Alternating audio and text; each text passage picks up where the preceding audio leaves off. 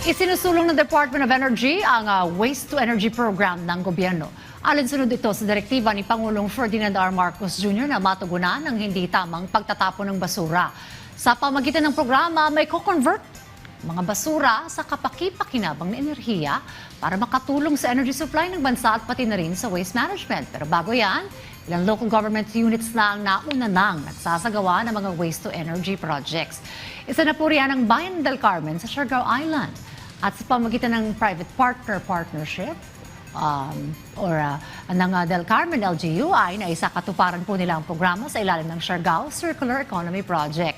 Para sa iba pang detalye ng programang yan, kasama natin ngayon si Attorney Jeremiah C. Asis, ang founder at president ng JCA 1221 or 1221 Holdings na siyang kapartner ng Del Carmen LGU sa proyekto. Attorney Asis, welcome po sa Rise and Shine Pilipinas. Good morning. Good morning po. Alright, Attorney, paano po ba nagsimula itong trash to fuel project or waste to energy project po ninyo? Katuwang po ang Del Carmen. Nagsimula po kasi ito doon sa vision ni Mayor J.R. Coro na magkaroon ng holistic solution for the island of Siargao.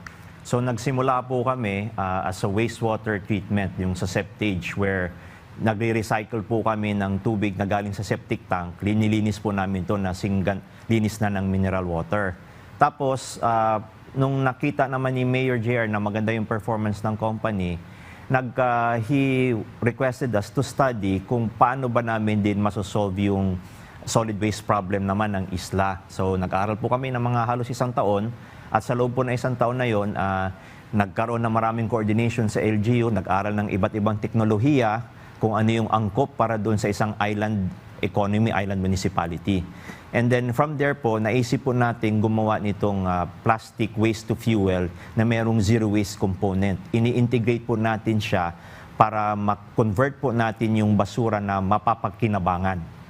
Attorney, tell us about the process. Paano ito ginagawa? Mula dun sa collection ng basura hanggang sa maging fuel po ito?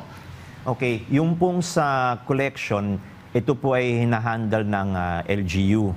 Pagdating po namin sa MRF, may konting sorting, hinihiwalay po natin yung basura na nabubulok sa hindi nabubulok, and then or tinatawagin nating residual waste from the non-residual waste. Yung residual waste, we process it so that it will become ash na hinahalo po natin doon sa byproduct ng ating septage para maging fertilizer. Tapos yung plastic waste naman po, pinaprocess po natin siya para maging diesel, gasolina at pyrolysis oil. Ito pong tatlong components na to, ginagamit po natin ito doon sa ating internal processes para po makatipid ang LGU. So ang operations cost po niya, hindi na po ganun kataas. Okay, and I understand this is part of the Circular Economy Project ng LGU. Tell us more about the Circular Economy, sir. Opo, yung sa Circular Economy po kasi, layunin po natin ito na magkaroon po tayo ng benefit sa paggamit po ng ating or pag-process po ng basura para kahit pa paano po mapakinabangan siya. So ang ginagawa po natin dito, so yung basura, ginagawang ash, so nagiging circular siya kasi linilinis natin ngayon ang basura and then it becomes fertilizer para po doon sa mga halaman na tinatanim po natin.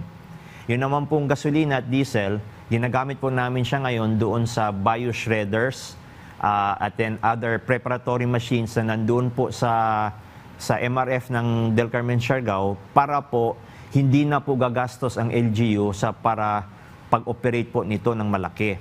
So ang nangyayari po dyan, yung basura, nagiging useful siya. So, ganun po. Maidagdag ko lang po sana na our technology po ay shoutout po sa aking engineer, si Engineer Odi Alfon. Kami po ay nagdisenyo po nito. So, local po to na teknolohiya. Gaano karami pong basura ang inyong nakakolekta? Okay. Sa isla po kasi ng Del Carmen, iba't ibang munisipyo. Sa ngayon po, nakafocus po tayo sa waste po ng Del Carmen at we collect around 2 to 3 tons per day.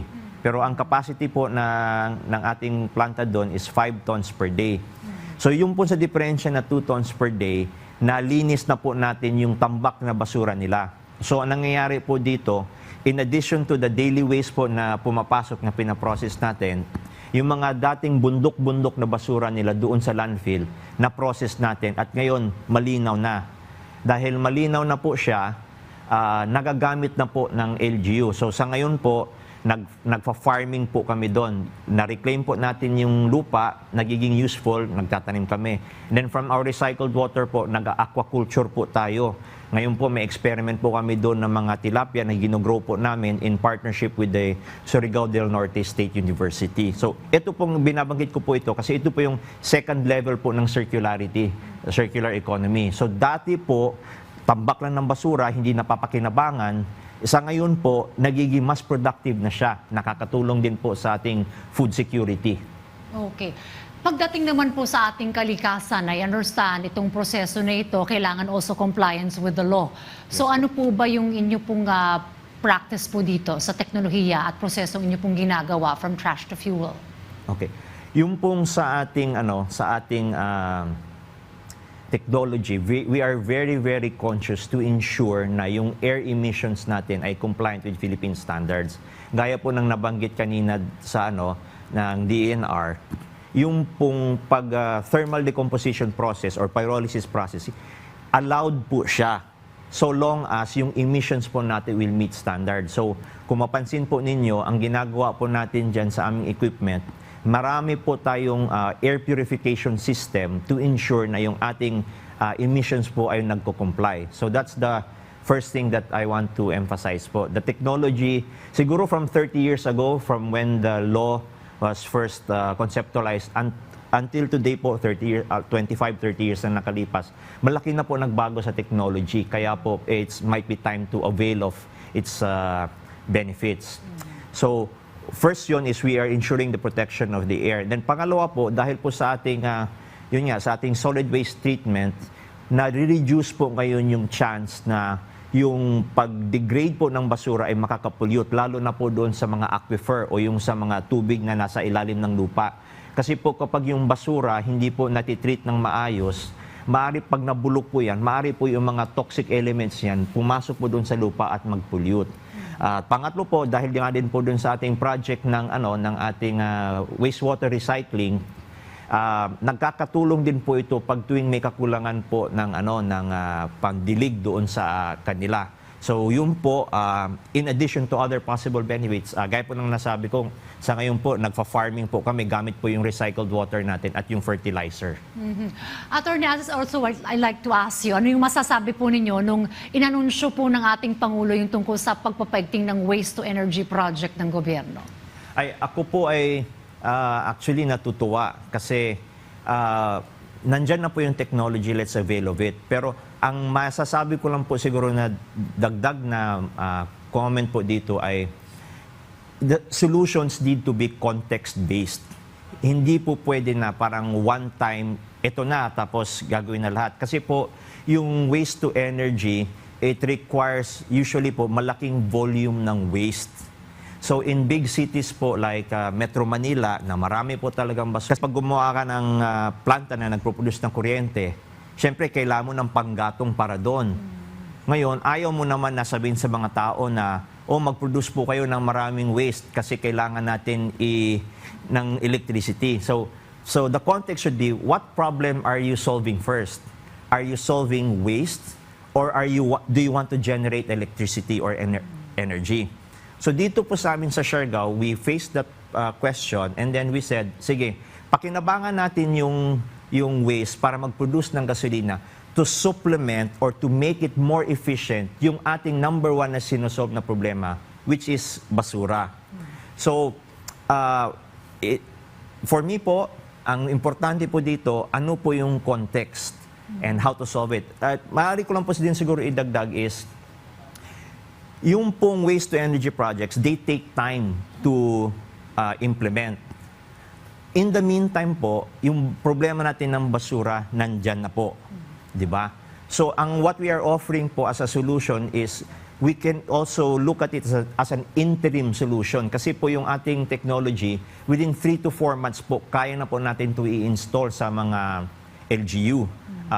And then, kung meron po kayong malaking landfill na may problema, ang pwede po natin gawin, ilagay po natin yung isang equipment doon para, gaya na ginawa po namin sa Siargao, yung daily waste hindi na madagdagan po doon sa landfill, and then at the same time, pwede po natin mabawasan para magamit po natin yung lupa ulit.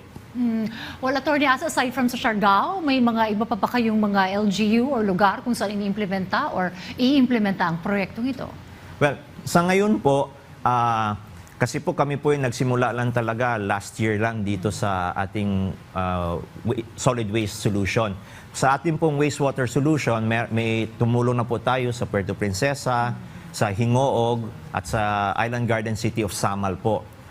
Right now, meron po mga LGU naman po na mga bumisita na sa ating planta, gaya po ng si Mayor Tony Barasao po ng Bayumbong, and then makausap na rin po natin yung mayor po ng Lubang Island, si Mayor Michael, at iba't iba pa po mga mayors po na nagkaroon po ng interest. We are hoping po na nagustuhan nila yung technology, and they can also study what is the appropriate solution. Kasi kami naman po, hindi po kami nagbibenta lang ng equipment. We want to help the LGUs find the correct solution for them.